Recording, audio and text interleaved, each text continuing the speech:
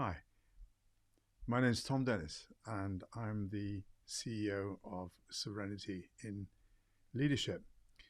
And I'm just getting used to this going live business.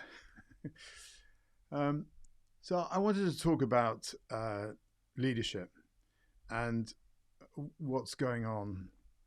Um, I've been really thinking about the challenges that leaders are facing now. There's a recent McKinsey report that talks about 6 CEO priorities for 2023. The first is building resilience, being adaptable, and taking decisions and moving at speed. The second is having a courageous mindset towards change. The third, focusing on tech and tech people. Fourth, building new businesses. The fifth, rethinking talent, which is more about skills than experience. And lastly, attending to net zero and what that means. Now, I've got to respect McKinsey and what they say.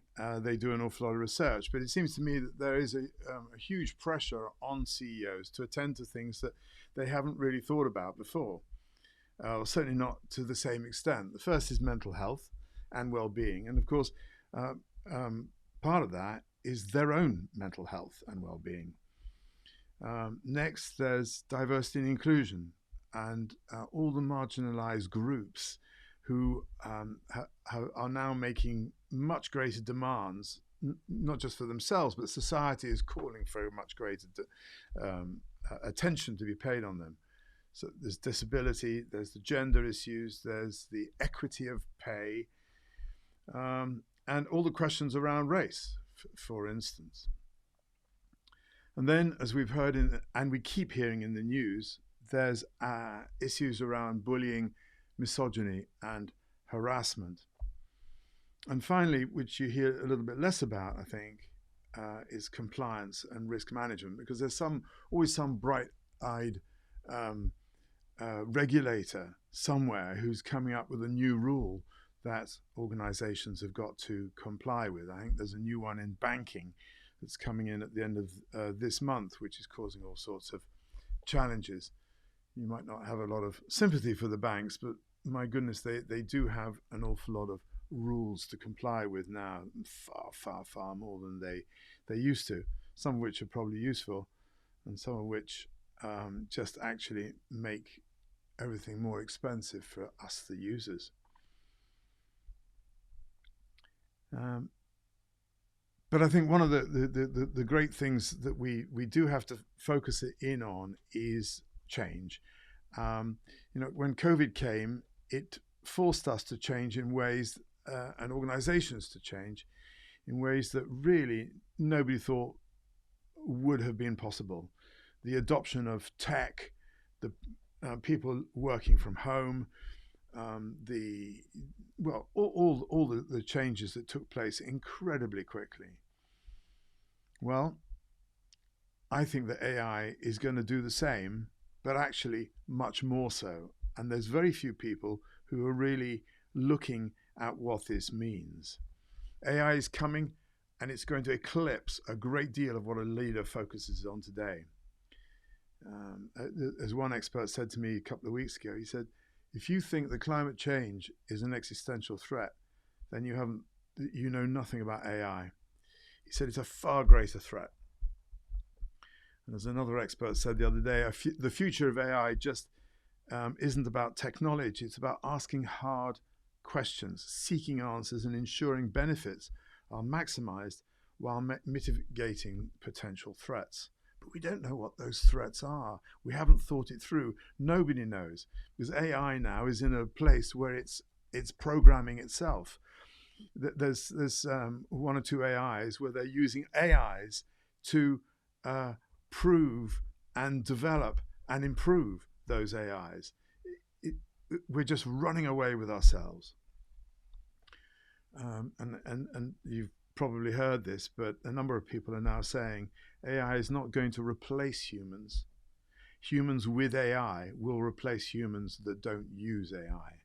So this is a challenge that's really, really coming. And so for me, what it says is that the leadership skills that have got us to where we are now are not sufficient. They're not strong enough. They're not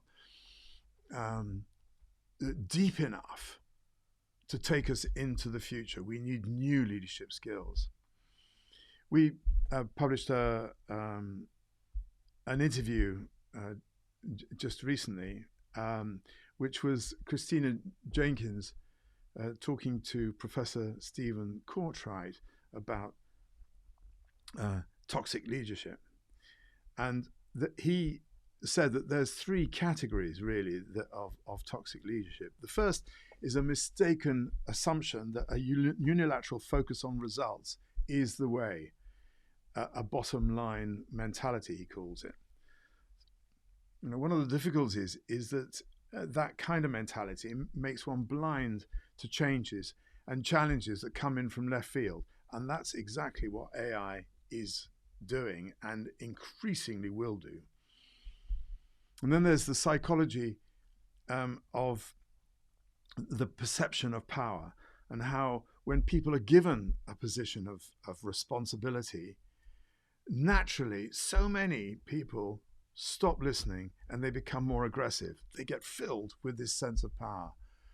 So that's a real sort of toxic aspect of leadership. And the third is, because leaders are working so hard, they go into a kind of burnout, which is caused by a loss of the capacity to self-regulate. And as Yuan de Faloyan said in a podcast interview that we did a little while ago, she said, the last person to notice that you're in a kind of burnout is yourself. So what's this got to do with our retreat? The retreat's called Leading Through the Void.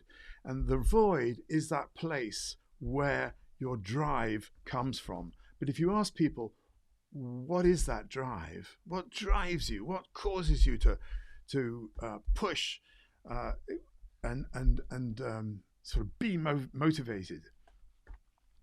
And quite often people come up with sort of fairly superficial answers. Well, I've got to provide for my family. I'm not saying that's not important, but actually, if you go under that and say yes, and what's driving that, people start to find it really difficult.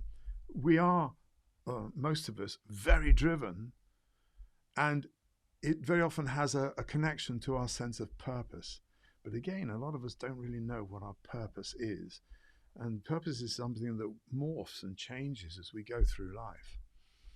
So this retreat, which is being held in an amazing spa location in Guatemala, is really designed to help people take a step back, to review and reflect and look inside and look at what is it that I can learn about myself and how I am driven, and what kind of leadership skills do I really want to adopt and emulate going forward. It's not about stopping the drive, it's about embracing the drive. It's about being able to actually say, thank you, I put this to one side now, and then I'll go back into it. It's about bringing those drives into consciousness. So if any of this really resonates with you, do get in touch.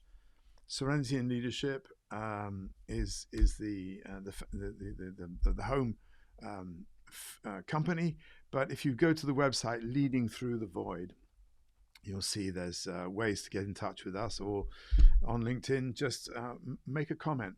Do get in touch if you want to find out more. This is going to be an amazing opportunity for leaders who are probably incredibly busy to take a moment to really refresh and come out better, more resourced leaders. Come and talk to us. My name is Tom Dennis. I'm the CEO of Serenity in Leadership, and I hope to speak to you soon. Bye.